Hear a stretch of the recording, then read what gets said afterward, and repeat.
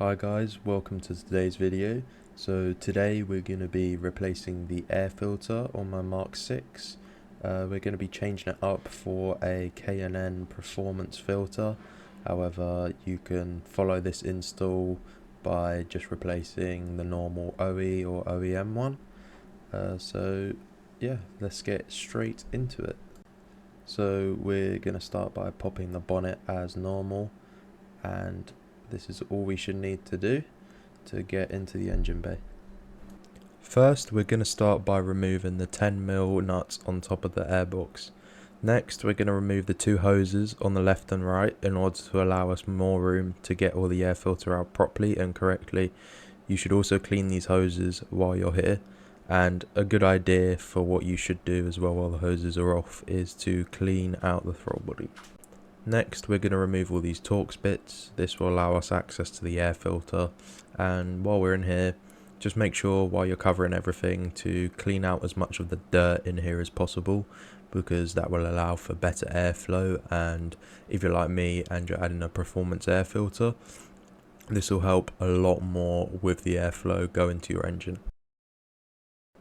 So you can see here the old air filter is really gunky, as well as this breather, which stops the air from flowing back into the sort of throttle body and where the air is being pulled from. You can see all the dirt trapped up in there. So today we're going to be replacing this air filter with a K&N one, and we're going to be replacing this breather because I can't even pull it out without ripping it, because it's that old and it's just meshed itself into this little hole here and is proven to be pretty impossible to get out. So we're going to change these over, give the car some better airflow, and we're going to clean all this gunk out, and this is going to go straight in the bin because it is absolutely filthy. Let's get rid of that, and now we're going to put the new ones in.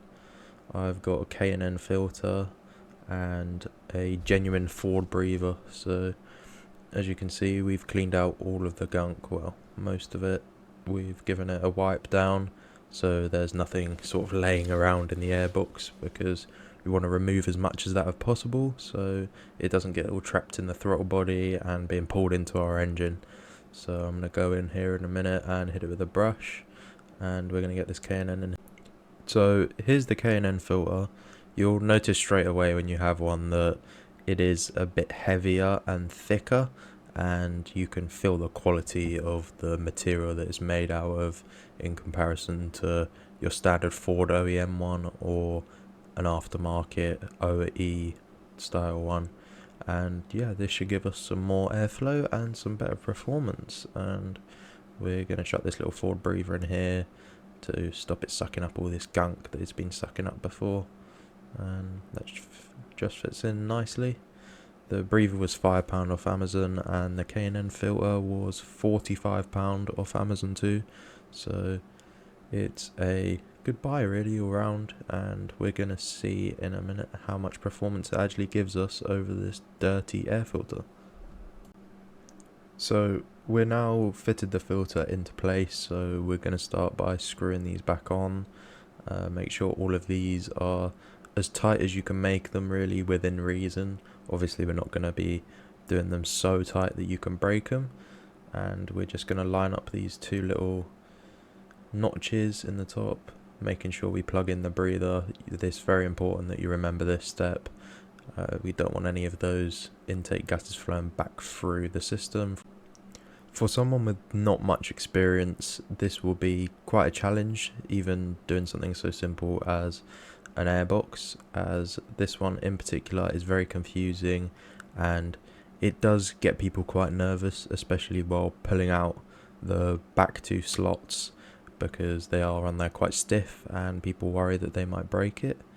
One of my tips would just be to pull within reason as well. You don't want to break it, but at the same time it does take quite a lot of force to pull it off.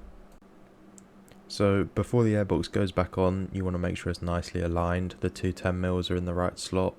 The back of the airbox is pushed down correctly onto the little knobbles. You can hear the click when you push them down properly. This shows you that it's in correctly. and we're just going to get the hoses on, make sure they all line up and it's in the right place. Most of the time this hose here will be connected by a little clip, but mine's broken, so I've used a screw.